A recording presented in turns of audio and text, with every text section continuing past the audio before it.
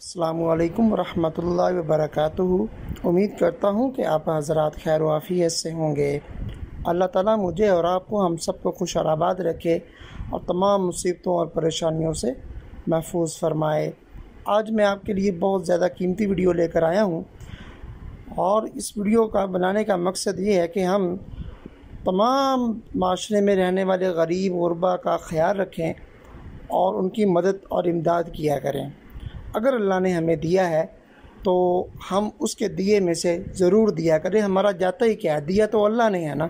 तो इसी बात को मद्देनज़र रखते हुए मैं आपको एक हकीकत वाला और सच्चा वाक़या मैं आज आपको इस वीडियो में सुनाऊंगा और मैं उम्मीद करूंगा आपको बहुत पसंद आएगा और आप इसको लाइक भी करेंगे वीडियो को और इस वीडियो को शेयर भी करेंगे।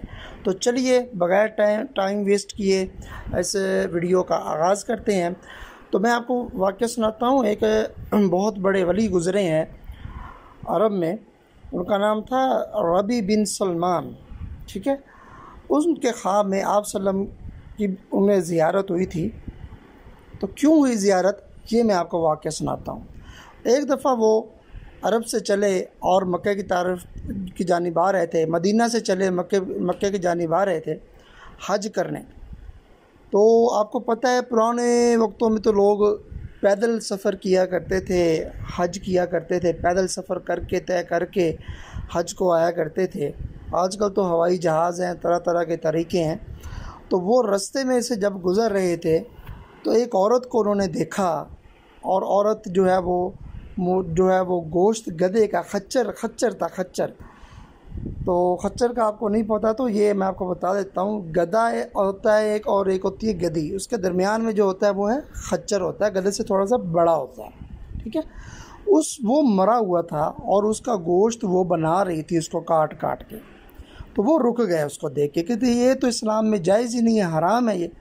तो ये औरत क्या करेगी, इसका किसको खिलाएगी, खुद खाएगी या किसी को खिलाएगी, करती क्या है ये। उन्होंने देखा तो वो औरत गोश्त बनाकर अच्छे तरीके से और उसके पास जो बर्तन था उसमें डालकर चल दिए। चलती एक दरवाज़ा खुला था घर का, वहाँ एंटर होगी। तो वो जो रबी बिन सलमान थे वो भी उसके पीछे पीछे चल दिए।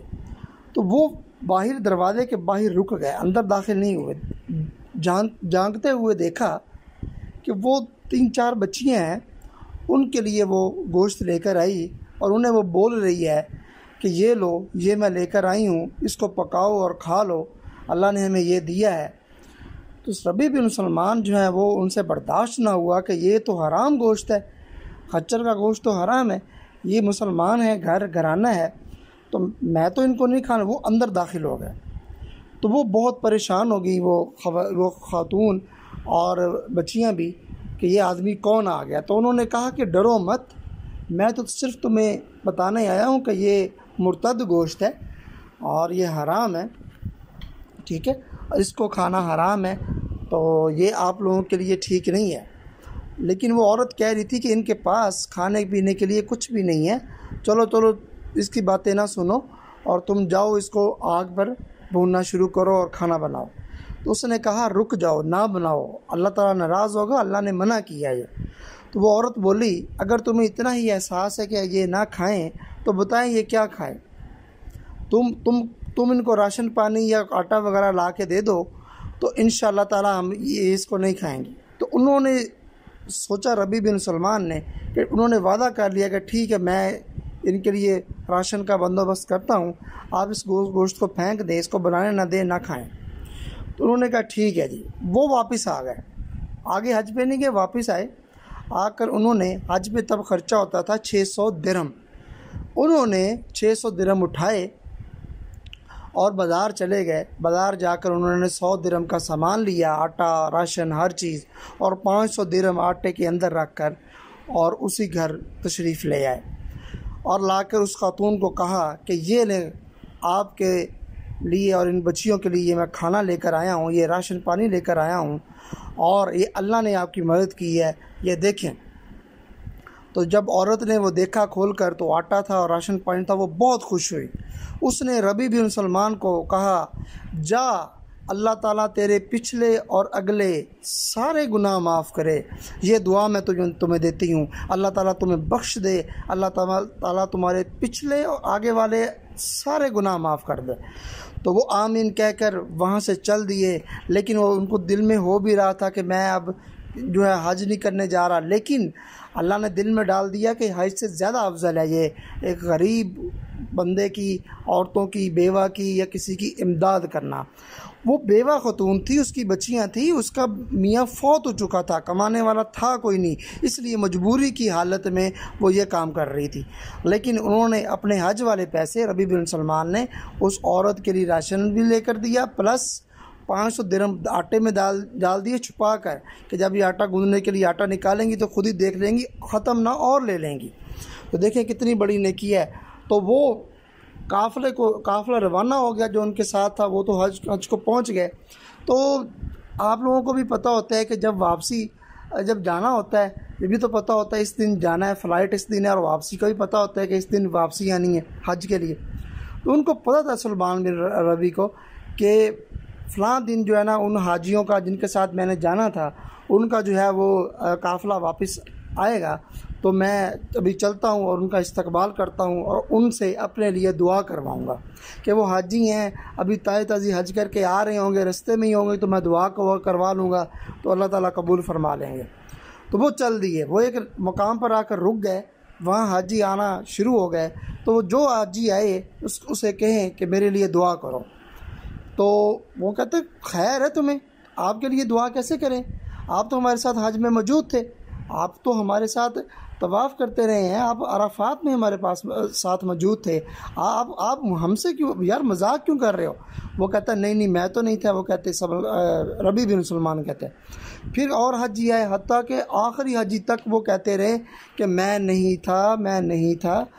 जब आखिरी हजी आए हैं उन्होंने लाकर, जब रबी बिन सलमान ने कहा कि मेरे लिए दुआ करो, तो उन्होंने कहा यार मजाक क्यों करते हो, तुमने मदीना में मुझे ये थैली पकड़ाई थी कि ये मेरी अमानत रख लो, मैं तुम्हें वापसी पे मैं तुमसे ले लूँगा, तो ये तुम अपनी अमानत पकड़ो।